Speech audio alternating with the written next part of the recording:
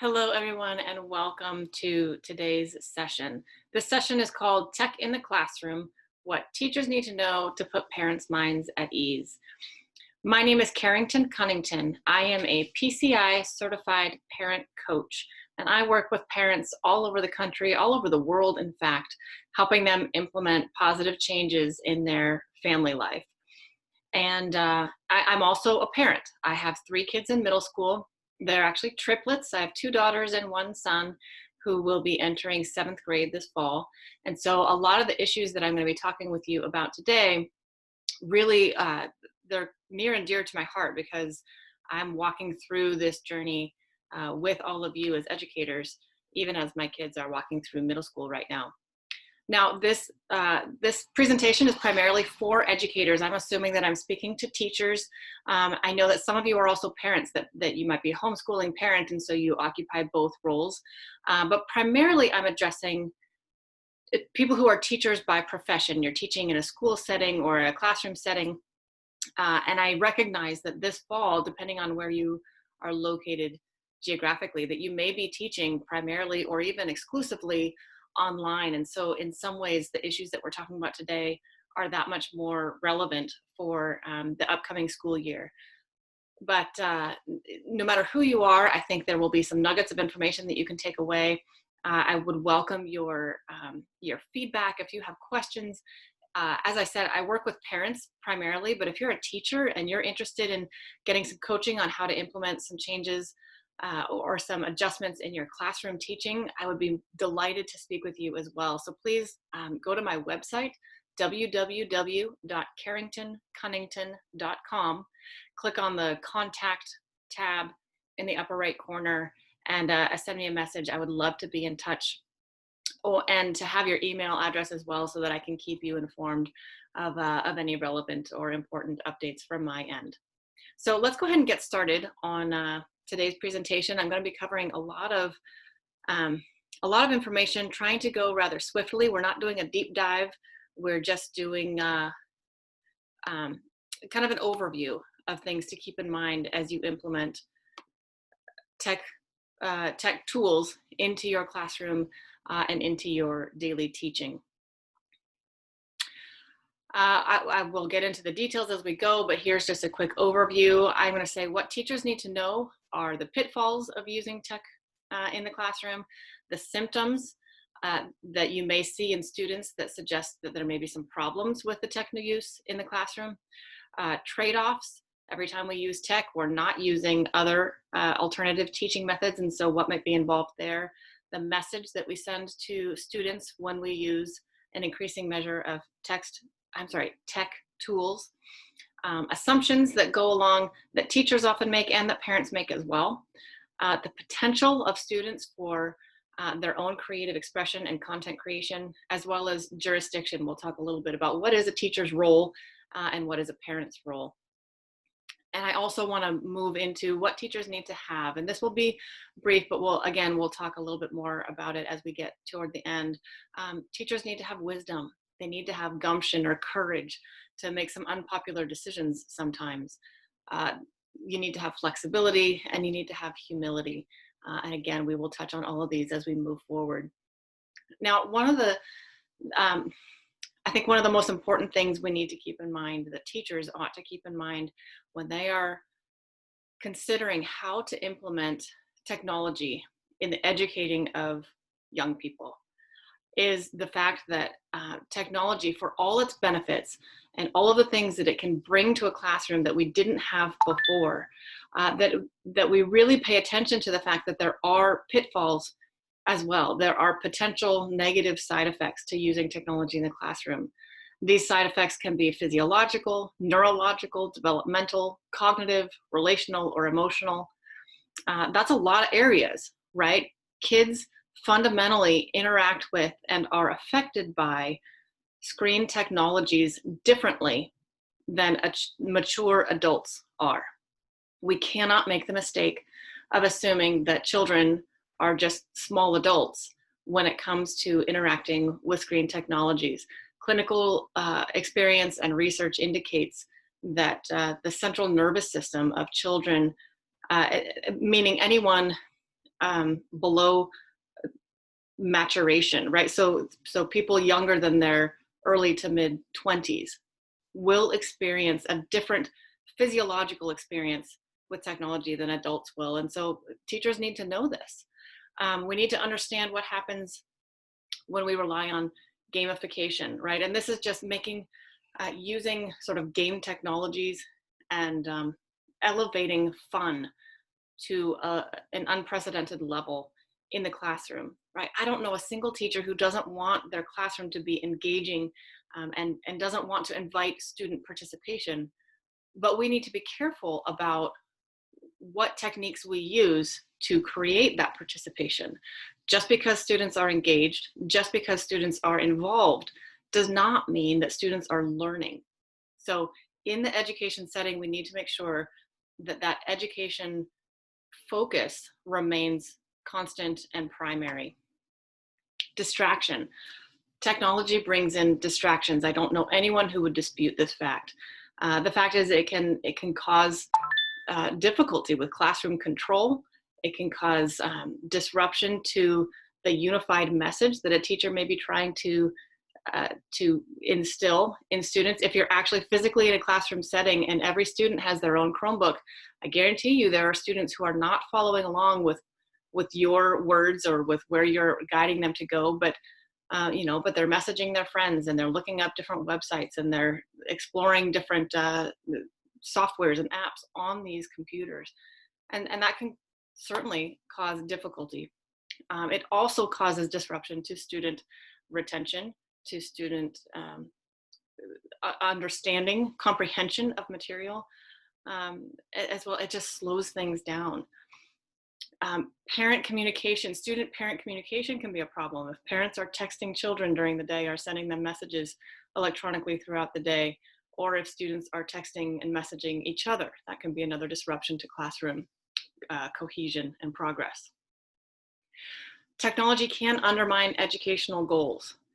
As much as we like to think that technology enhances those goals or makes those goals more attainable, the fact is that learning requires slowness sometimes. It requires a methodical approach. It requires deep thinking and making space for students to wrestle with material and to make mistakes and to think, take a logical progression down one way and then go, wait, that doesn't work, and take a logical progression down another way. These are steps to learning that take time and take space, and often technology, with its fast pace and its many distractions, can be a hindrance to this process. Technology also limits sensory input. Now, our bodies are designed to learn through all 5 senses, but screen technologies typically only really use 1 or 2 senses at a time. And so, again, we need to be thinking holistically. How do I help a student gather information in a way that that student is physiologically enabled to gather information and enabled to learn? And finally, there's the risk of addiction. Not obviously, there is real risk of addiction with screen devices, especially with young people. Now, presumably your connection with a student should be and is primarily focused around their education, and hopefully the exposure they're getting at school is not causing addiction. But you may be dealing with a student who has a massive amount of screen exposure outside of school hours as well, and so it will be helpful for you to recognize sort of the signs and symptoms if you have a student who's really having difficulty with the technology tools being used. And that leads us right into symptoms. I'm not going to read off each one, but one thing that was striking to me as a parent when my children started getting more technology access in school. So when they were in 2nd grade, we became a 1-to-1 district, and my kids were each issued their own Chromebook. And what was surprising to me was that their 2nd and 3rd grade teachers that I remember specifically started seeing more disruptive classroom behaviors in the form of tantrums, combative behaviors, disruptive behaviors, children who wouldn't sit still and focus, and even some children who literally dissolved into tears or threw tantrums or went into rages when it was time to put the Chromebooks away. Now, these behaviors all line up with what research indicates to expect, that young children will have a difficult time regulating their emotions and sort of calming their central nervous system when they're interacting with these devices. But what was most surprising to me was that the teachers didn't know that these symptoms could or likely were connected to the Chromebook use. And so I think as teachers, it's incumbent on you to become aware of what recent research is telling us about how children's brains respond and how their bodies respond to online and screen device technologies. If you know this information, it will be an incredible help to parents. It's comforting for me as a parent when I know my children are under the authority and the purview of a professional who understands what they're using and how what they're using may be affecting my children. So I would strongly, strongly encourage professional educators to be educated yourselves on the effects of screen technology on young minds. There are always trade-offs. When we use technology in the classroom, that means we're using less real-world examples, techniques, methods, and tools. So as teachers, it's important to use technology for the activities for which it is best suited, and to leave the technology alone for those activities for which it is not best suited. Just because we can do something with technology doesn't mean that it's wise to. It doesn't mean that we're better off using technology to do it. In their book, Screen Schooled, veteran teachers Joe Clement and Matt Miles outlined 3 basic principles to follow for teachers as you decide how to present certain curriculum in your classroom. Number 1, keep it simple. Deliver instruction in the simplest possible manner. Again, just because there is a way to do it on a smart board or on the children's computers, that doesn't necessarily mean that that's the best method. It may be less efficient. It may be more prone to technology malfunction, right? Maybe the internet connection is off and it throws off your lesson plan for the rest of the day. If it's something that you can present in a non-tech way, that children are just as likely to get the message efficiently and effectively, it's probably better to leave technology on the sideline. Skills, focus instruction on what students are able to do. And this is really about remembering that education is not just about information, gathering data. It's about knowing what to do with that information, right? Teachers are called to help students take information, process it, understand it so that they can go out into the world and use that information in a productive way. So it really ought to focus on what students are able to do, not just on what students are able to access. And finally, instruction should be social, fostering face-to-face interactions and community building. People are designed to connect with other people, and frankly, modern life requires that we know how to interact with and work with other people. So again, the more we can foster face-to-face interactions and help children practice the skill of conversation, the skill of interaction.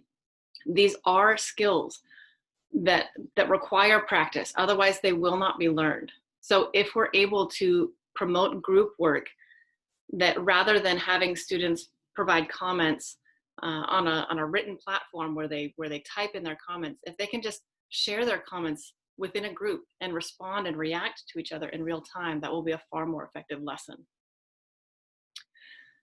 The message, what are we saying to our kids when we increasingly use technology in the classroom and possibly use technology in areas that it's even not as effective as non-technology methods?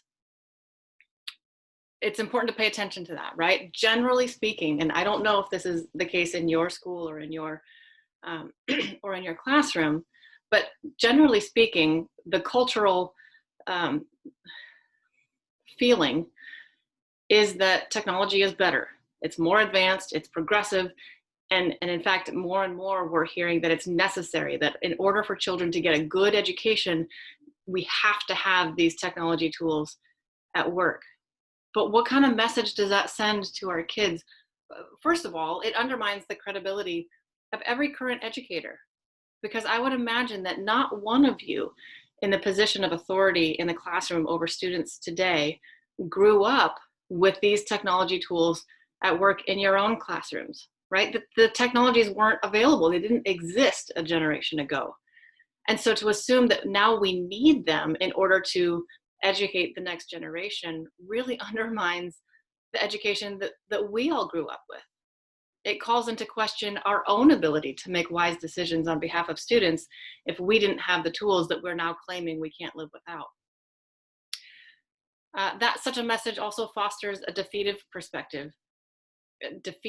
perspective in those to whom tech is unavailable.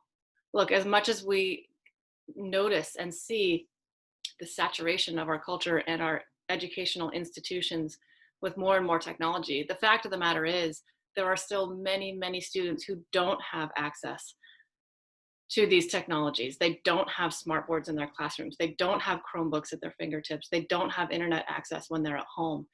What does it tell these children when we suggest that technology is the only way to get a good education? I think it's a damaging message, and it simply isn't true. Finally, such a message equates education with information gathering rather than instruction. Now, you as a teacher are critical. You are absolutely critical to the education of the next generation. None of you are dispensable or disposable. And yet, the more we emphasize technology as though I don't need to know this information because I can just access it whenever I want to on Google, that is a damaging message, and it undermines the importance and the significance of your work as an educator. Now let's look at some of the assumptions that teachers bring to the table and that parents bring as well that can be tricky. When we assume that our children are digital natives, this term has been around for quite a while. I think it's really a misnomer that leads to education gaps. It leads us to think of children today in terms that are not helpful. First of all, teachers often assume that kids come to their classroom with prior knowledge, or that they will pick things up without direct instruction. And a couple examples of this, just from my own experience with my own kids. You know, today, so many computers, especially computers administered to kids, given out to kids within the context of a school district, these computers are constantly connected to networks that are also at work in school buildings. And what I have found is that my kids didn't know the difference between going online and getting on a computer, right? They didn't know the difference between the device itself, the actual physical the machine that a computer is, and this sort of nebulous in the cloud experience or phenomenon called the internet. They didn't know the difference between those things because no one, you know, these are things that we have learned along the way as technology has progressed. But now kids who are growing up in a tech saturated culture, we just sort of figure they'll figure this out. And many children don't. It's not so obvious to them. Another example is the difference between streaming something and downloading it, right? That when we download something, it actually takes up space on the machine called our computer. And that when we stream something, it's not on the computer, it's still up in the internet, and we're just kind of pulling it down for viewing at that moment. Again, these are sort of fundamental differences that many students today don't understand. It hasn't been taught to them specifically. Other issues come up with vocabulary, right? My children for years, again, I told you in second grade, they started getting these Chromebooks and using websites recommended by their teachers. But even by the time they got to middle school, they weren't quite sure what a web browser was. If they're having some technology issues with their Chromebooks and I say, well, open up a web browser, they were a little bit stymied. They're like, well, is that, what is that? What do I need to click on? documents, logins, right? The first time my children logged in to their school email from our home computer, they didn't have a cookie that auto-filled their login name. And so I said, well, what's your login? And they didn't even know. So again, these are things that I think educators tend to assume children come knowing these things, come into the classroom already knowing, but they don't necessarily, and it bears repeating or teaching for the first time. Parents also make assumptions, right? Sometimes the teachers assume that parents are teaching things, and parents assume that teachers are teaching things, and our kids get kind of lost in the middle.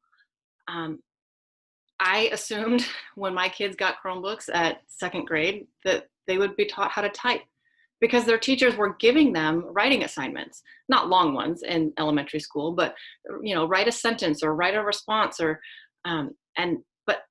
but no one taught my children how to type. I taught my children how to type over the course of many summers, and I'll tell you, it wasn't the most popular activity in our house, but it felt really important to me that my children know how to use the tool that the schools were putting in their hands.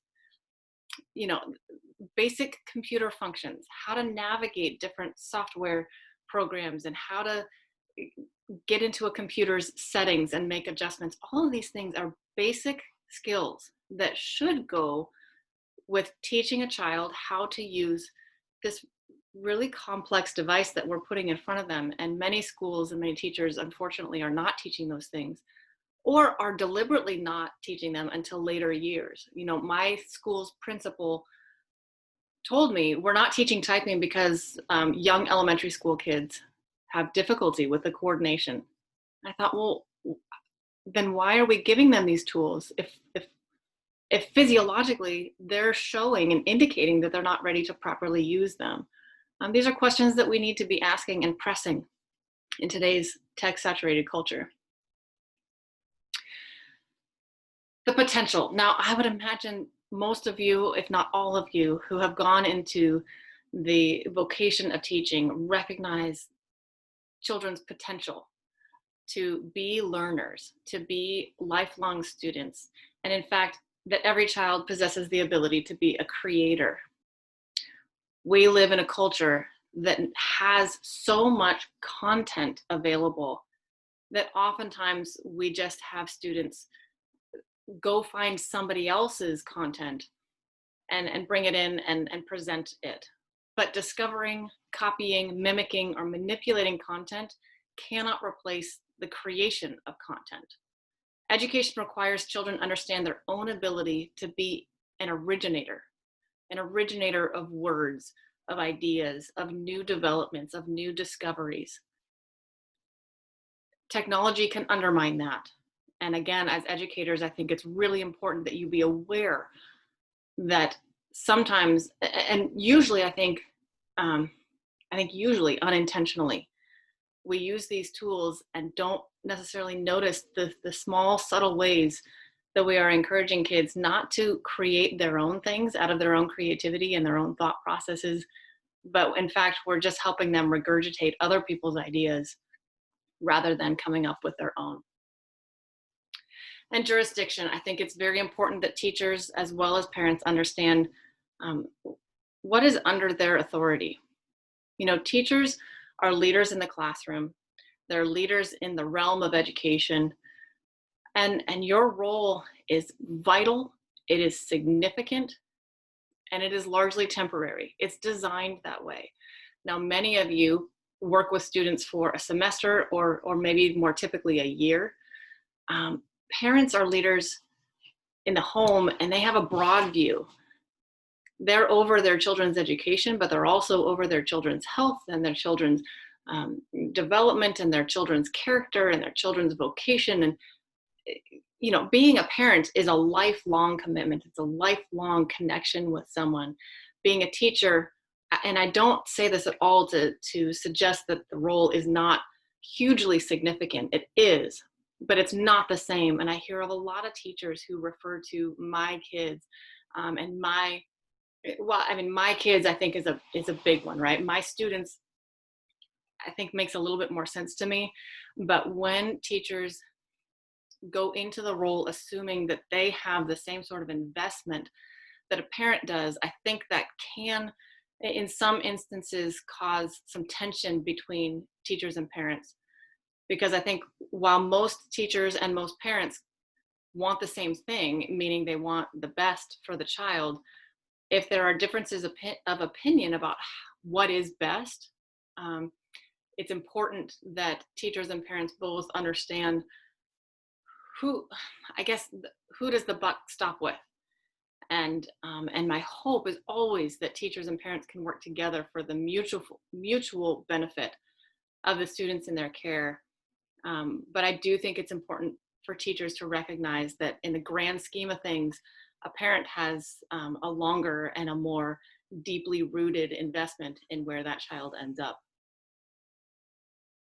Finally, what do teachers need to have to successfully implement and use technology tools as a learning tool? You need to have wisdom to know, does technology enhance or does it detract from learning? Because there are instances in which it can do either one. As you think about how do I use technology in my classroom, it's okay to decide that it works here, but it doesn't work over there. It works with this activity, but it's really a hindrance for this one. To be using your discernment and your wisdom to make those choices is important. Once you make those observations, it's important that you have the gumption or the courage to set boundaries, to say, no, we're not going to use technology in this instance. I know it might be fun. I know it might be engaging. I know it might be exciting and shiny and new, but it's not going to help in the learning process. And really, that's where our focus needs to be. You need to have flexibility, right? If you start seeing some of those symptoms that we brought up earlier and seeing that technology is causing or is connected to some disruptions in your classroom, you need to be willing to change course. That requires humility. It requires that teachers model for their students what it means to be a lifelong learner. And as teachers are learning to implement tech tools in the classroom, it's vital that they also have the humility to say, you know what, I thought this was going to work. I was excited about this, but it's actually not working the way that I thought it would, or this unexpected result has come up, and we need to rethink how we implement these tools moving forward. It's okay to make mistakes. You teach that to your students, I imagine, on a regular basis. It's okay for teachers as well to experiment with things, see how it works, and not be afraid to go back and say, you know what, that didn't work the way I wanted it to, and we're going to make some changes. So there it is, a quick overview on some things that are helpful for teachers to know to help build alliances with parents, to help put some parents' minds at ease as they put their precious children under your care. I wish you all the very best in using technology responsibly, especially in the year and possibly years to come as education is looking different because of this pandemic. If you have any questions or responses, or would like to be in touch again about how to implement some changes or how to solidify some changes in your classroom setting, please be in touch. Again, my website is www.carringtoncunnington.com. I welcome the chance to be in touch with you. There's no cost or obligation to being in touch, but I would love to hear what's going on in your classroom and if you need any support implementing any changes. I wish you all the very best. Thank you so much for joining me today. Bye-bye.